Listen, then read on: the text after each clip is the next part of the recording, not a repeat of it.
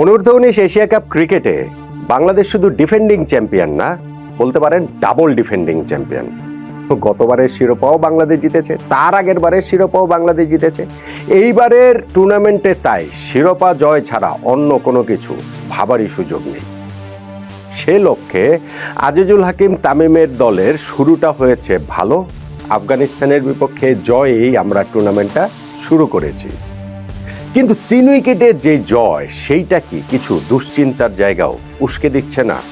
এবং এইটা বাংলাদেশ ন্যাশনাল টিমের যেই অবস্থা, ওই একই রকম অবস্থা এই যুবকদের মধ্যে, তরুণদের মধ্যে, এই তরুণ দলের মধ্যেও কি দেখা যাচ্ছে না? একটা ম্যাচ দেখে আপনি তার কোনো কনক্লুশনে আসতে পারবেন না, কিন্তু আমরা তো ওই যে ঘরপড়া গরু সিঁদুরে মেঘ দেখলে ভয় পাই। তো সেই কারণে যখন জাতীয় দলের ওই অবস্থাটা অনূর্ধ্ব-19 দলেও দেখি, তখন মনে হয় যে আসলে বাংলাদেশ ক্রিকেটটাই কি এইরকম কিনা। দেখুন, অনূর্ধ্ব-19 এশিয়া কাপ শেষ পর্যন্ত গিয়ে এটা বিশ্বকাপের একটা প্রস্তুতির মঞ্চ, বিশ্বকাপের একটা ড্রেস রিহার্সেল বলতে পারেন। আমরা গতবার অনূর্ধ্ব-19 এশিয়া কাপ জিতেছিলাম, কিন্তু ওয়ার্ল্ড কাপে গিয়ে বাংলাদেশ মুখ থুবড়ে পড়েছিল, এই অর্থে যে আমরা ওয়ার্ল্ড কাপের সেমিফাইনালে পর্যন্ত খেলতে পারিনি। ওয়ারেজ সেই আন্ডার-19 এশিয়া কাপে বাংলাদেশ যে চ্যাম্পিয়ন হয়েছিল, যেই ভারত পাকিস্তানকে পেছনে ফেলে চ্যাম্পিয়ন হয়েছিল, সেই ভারত পাকিস্তান ওয়ার্ল্ড কাপের সেমিফাইনাল খেলেছে। ভারত তো ফাইনালও খেলেছে, শিরোপা জিততে পারেনি, অস্ট্রেলিয়ার কাছে হেরে গিয়েছিল। আর বাংলাদেশের পেছনে যখন আপনি ওই হিস্ট্রিটা দেখবেন যে 2020 সালে আন্ডার-19 ওয়ার্ল্ড কাপ বাংলাদেশ জিতেছিল, ফলে ওয়ার্ল্ড কাপেও গিয়ে কিন্তু আমাদের এই আন্ডার-19 টিমের শিরোপা ছাড়া অন্য কোনো কিছুই এখন আর আমাদের স্ট্যান্ডার্ড না। ফলে এই যে আবার কিছুদিন পরে যে বিশ্বকাপটা আছে অনূর্ধ্ব-19, তার আগের প্রস্তুতি টুর্নামেন্ট হিসাবে এই আন্ডার-19 ওয়ার্ল্ড কাপটা ভীষণ আন্ডার-19 এশিয়া কাপটা যেটা এখন হচ্ছে, সেইটা ভীষণ গুরুত্বপূর্ণ। এবং সেইখানটাতে প্রথম ম্যাচে জয় পাওয়াটা অবশ্যই স্বস্তির। যখন আপনি মাথায় রাখবেন যে রেকর্ড রান তাড়া করে বাংলাদেশ জিতেছে, সেইটা আরও বেশি স্বস্তির। আন্ডার-19 এশিয়া কাপের হিস্ট্রিতে বাংলাদেশ যে 283 রান আফগানিস্তান করেছে, সেইটা তাড়া করে আমরা জিতে গিয়েছি 3 উইকেটে। এত রান তাড়া করে জয়ের রেকর্ড কখনোই নেই। ইনফ্যাক্ট বাংলাদেশ আন্ডার-19 টিমের ওভারঅল, শুধু এশিয়া কাপ না, ওভারঅল যদি আপনি ধরেন তাহলে এর চেয়ে বেশি রান তাড়া করে বাংলাদেশের জয় আর একটাই রয়েছে, ইংল্যান্ডের বিপক্ষে 304 রান তাড়া করে আমরা জিতেছিলাম 2022-23 সালের দিকে। ফলে এই জয়টা আপনি ওইসব দিক থেকে যদি চিন্তা করেন, তাহলে ডেফিনেটলি স্বস্তি। কিন্তু অস্বস্তির কাটার জায়গাটাও রয়েছে। আমি যেটা বলছিলাম যে সেইটা আমাদের ওই জাতীয় দলের এক ধরনের প্রতিচ্ছবি দেখা গেছে এই ম্যাচটাতে। সেইটা আমাদের বোলিং ইনিংসে, সেইটা আমাদের ব্যাটিং ইনিংসেও। ব্যাটিং ইনিংসের কথাটাই ধরেন, এই যে বলছি 283 রান তাড়া করে বাংলাদেশ জিতে গিয়েছে, 7 বল বাকি থাকতে 3 উইকেটে বাংলাদেশ ম্যাচ জিতেছে। ওয়ারেজ আমরা এই রান তাড়া করতে নেমে এক সময় তো আমাদের ওপেনিং পার্টনারশিপেই 150 রান তুলে ফেলেছিলাম।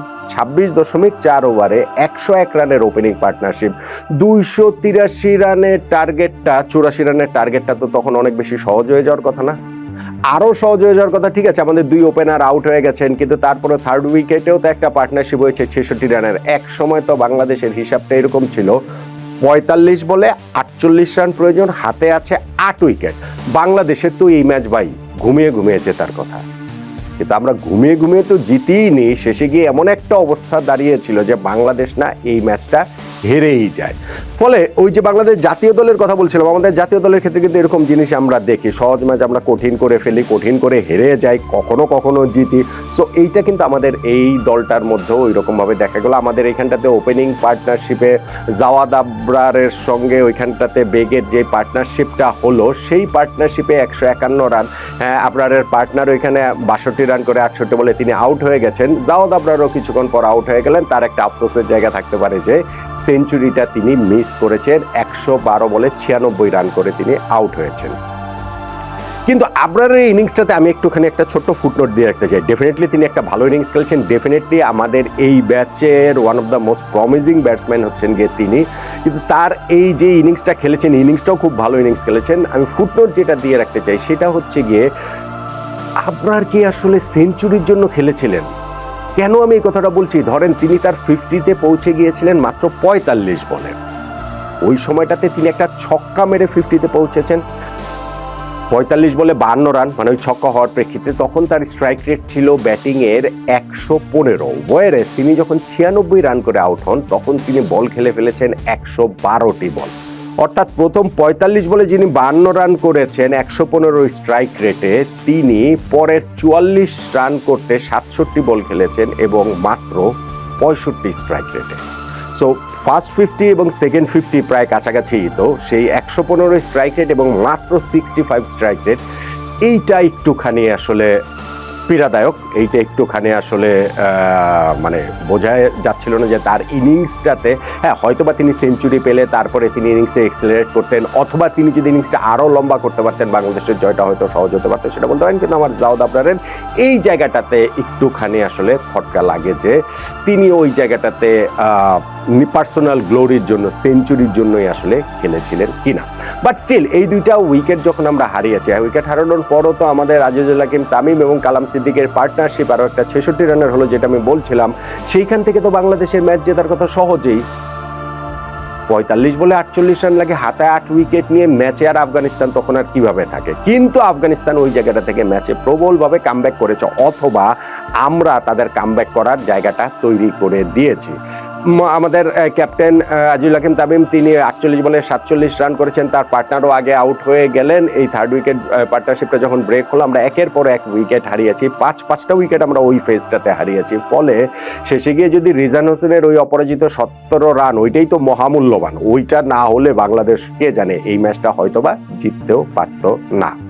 এই যে ব্যাটিং ইনিংসের শেষে দিয়ে আমাদের যে অবস্থা, বোলিং ইনিংসের শেষেও কিন্তু এই একই রকম অবস্থাই হয়েছিল। হ্যাঁ, আফগানিস্তানের অনেক রান তুলেছে ফয়সাল খান, তাদের যে ব্যাটসম্যান, তিনি সেঞ্চুরি করেছেন বাংলাদেশের বিপক্ষে, এটা মনে হয় ৬ নাম্বার ওয়ানডেতে, তার ৩ নাম্বার সেঞ্চুরি এই যুব ওয়ানডেতে। ফলে এই যুব ওয়ানডেতে একটা পার্টিকুলার দলের বিপক্ষে সর্বোচ্চ সেঞ্চুরি রেকর্ডটা তিনি স্পর্শ করলেন। আমাদের বাংলাদেশের তাওহিদ হৃদয়, শ্রীলঙ্কার বিপক্ষে তার ৩টা সেঞ্চুরি রয়েছে, ভারতের শুভমান গিল, তারও 3টা সেঞ্চুরি রয়েছে, এবং পাকিস্তানের সামনে তারও হচ্ছে গিয়ে এইখানটাতে 3টা সেঞ্চুরি রয়েছে, সেইটা তিনি স্পর্শ করলেন। তার সত্ত্বেও তো বাংলাদেশ ওই জায়গাটা থেকে ম্যাচে ফিরে এসেছিল। ২২৫ রানে আমরা ওদের 7 উইকেট তুলে ফেলেছিলাম। সেইখান থেকে ৮ম উইকেট পার্টনারশিপে অবিচ্ছিন্ন ২৮ বলে ৫৮ রানের জুটিটা তারা করে ফেলে। অর্থাৎ আফগানিস্তানের রানটা খুব সহজে এখানে ২৬০-৬৫-র মধ্যে আমরা রাখতে পারতাম। সেই জায়গাটাতে ওরা ওই 8 উইকেট পার্টনারশিপে ঝোড়ো ব্যাটিং করে স্কোরটাকে ২৮৩ পর্যন্ত নিয়ে গেল। এইটাও তো বাংলাদেশ জাতীয় দলের বোলিংয়ের ক্ষেত্রে আমরা ওইটা দেখতে পাই না। আচ্ছা, জাতীয় দলের সঙ্গে এখানে কম্পারিজনটা ড্র করছি, যেহেতু ন্যাশনাল টিমের ক্ষেত্রে এই জিনিসটা আমরা অনেকবার দেখতে পেয়েছি, সেই কারণে। বাট স্টিল বাংলাদেশ ম্যাচটা জিতেছে, একটা রাইট টোনে শুরু করেছে, কিন্তু তাতে করেই যে আমাদের সব কাজ, যেটা আমি বলছিলাম যে আন্ডার-19 এশিয়া কাপ জিতেছি, কিন্তু ওয়ার্ল্ড কাপে গিয়ে ভালো করিনি। আপনি যদি আন্ডার-19 এশিয়া কাপে এই এক জয়ের মাধ্যমেই কি বাংলাদেশের আসলে সেমিফাইনাল খেলাটা নিশ্চিত হয়ে গেল? না, সেটা হয়তো বলা যাবে না। বাংলাদেশের গ্রুপে আফগানিস্তান রয়েছে, শ্রীলঙ্কা রয়েছে এবং নেপাল রয়েছে। ১৫ তারিখে আমরা নেপালের বিপক্ষে খেলবো, ১৭ তারিখ শ্রীলঙ্কার বিপক্ষে খেলবো। গতবারও কিন্তু গ্রুপের এই 4টা দল আন্ডার-19 এশিয়া কাপে ছিল, এবং সেইখানেও আফগানিস্তানের বিপক্ষে জয় দিয়েই আমরা টুর্নামেন্টটা শুরু করেছিলাম। নেপালের বিপক্ষে জিতেছিলাম, কিন্তু আমরা শ্রীলঙ্কার কাছে হেরে গিয়েছিলাম। গ্রুপ রানার্স আপ হওয়া সত্ত্বেও এরপরেও কিন্তু আমরা হচ্ছে কি টুর্নামেন্টে চ্যাম্পিয়ন হতে পেরেছিলাম। আর অন্য গ্রুপটাতে তো ইন্ডিয়া পাকিস্তান রয়েছেই, এবং ওইটাও ওই ফুল ন্যাশনাল টিমের ক্ষেত্রে যেটা হয়, ইন্ডিয়া পাকিস্তান কোনো মাল্টিনেশনাল টুর্নামেন্টে যদি থাকে তাহলে তাদেরকে এক গ্রুপে রাখা হবেই হবে। এইখানটাতে কোনো ইন্টিগ্রিটির ব্যাপার নাই, ট্যাঙ্কিংয়ের ব্যাপার নাই। ওই ইন্ডিয়া পাকিস্তানকে এক গ্রুপে রাখতেই হবে। সো ওই ইন্ডিয়া পাকিস্তান ওই গ্রুপে রয়েছে। অন্য 2টা দলও আবার ভীষণ সহজ, ইউএই এবং ওইখানটাতে আরেকটা দল মালয়েশিয়া। ফলে ওই গ্রুপ থেকে ইন্ডিয়া পাকিস্তান সেমিফাইনালে যাবে, সেটা প্রত্যাশিত। বাংলাদেশ যখন আফগানিস্তানকে হারিয়েছে, আমরা রাইট টোনে টুর্নামেন্টটা শুরু করেছি, আমরা সেমিফাইনালে যাওয়ার প্রত্যাশা তো করতেই পারি অবশ্যই, কিন্তু ইউ নেভার নো, নেপালের বিপক্ষে জিতবো যদি ধরেও নেই, শ্রীলঙ্কার কাছে বাংলাদেশ যদি হেরে যায়, গতবার আমাদের যেটা হয়েছিল, তখন ঘটনাটা একটুখানি গোলমেলে হয়ে যেতে পারে। গতবার শ্রীলঙ্কা যেমন গ্রুপ পর্বে 3টা ম্যাচে জিতেছিল, এইবার যদি এরকম হয় যে বাংলাদেশ আফগানিস্তানের বিপক্ষে জিতলাম, আমরা নেপালের বিপক্ষেও জিতলাম, কিন্তু শ্রীলঙ্কার কাছে হেরে গেলাম। শ্রীলঙ্কা যদি ওইখানটাতে বাংলাদেশ নেপালের বিপক্ষে জিতে, কিন্তু তারা যদি আবার হেরে যায় আফগানিস্তানের কাছে, আফগানিস্তান যদি এবার নেপালকে হারায়, শ্রীলঙ্কাকে হারায়, তাহলে বিষয়টা হতে পারে যে বাংলাদেশ, শ্রীলঙ্কা, আফগানিস্তান 3টা দলেরই কিন্তু পয়েন্ট সমান হয়ে যেতে পারে নেট রান রেটের হিসাব করে। তখন আমরা টুর্নামেন্ট থেকে ছিটকে যেতে পারি সেমিফাইনালের আগেও।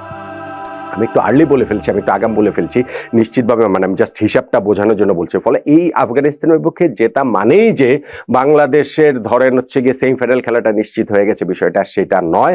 আবার আফগানিস্তানের বিপক্ষে এই জয়টা আমরা একটু নড়বড়ে জয় পেয়েছি, আমাদের বোলিং ইনিংসের শেষটা ভালো হয়নি, আমাদের ব্যাটিং ইনিংসের শেষটা ভালো হয়নি, তার মানেই এইটা নয় যে এই টুর্নামেন্টে আমরা ভালো কিছু করতে পারবো না বা টুর্নামেন্ট জিততে পারবো না বা আমরা হ্যাট্রিক চ্যাম্পিয়ন হতে পারবো না। অবশ্যই ওই প্রত্যাশা আজিজুল হাকিম তামিমের দলের কাছ থেকে থাকবে এবং আরো বড় প্রত্যাশা থাকবে এই টুর্নামেন্টে চ্যাম্পিয়ন হয়ে যেন আমরা আন্ডার-19 ওয়ার্ল্ড কাপের প্রস্তুতিটা খুব ভালোভাবে নিতে পারি, 2020 সালের আকবর আলীর সেই দলের সাফল্যের পুনরাবৃত্তি করতে পারি। এইটাও অনেক পরের ঘটনা। আপাতত টুর্নামেন্ট ভালোভাবে বাংলাদেশে শুরু হয়েছে, আন্ডার-19 এই এশিয়া কাপ, এবং সেই এশিয়া কাপের ধারাবাহিকতাটা এই দলটার কাছ থেকে অবশ্যই আমরা প্রত্যাশা করছি। ব্যাটিং ইনিংসের শেষটা, বোলিং ইনিংসের শেষটা, ওগুলা আরেকটু ভালো হওয়ার প্রত্যাশা আরেকটু বেশি করেই করছি।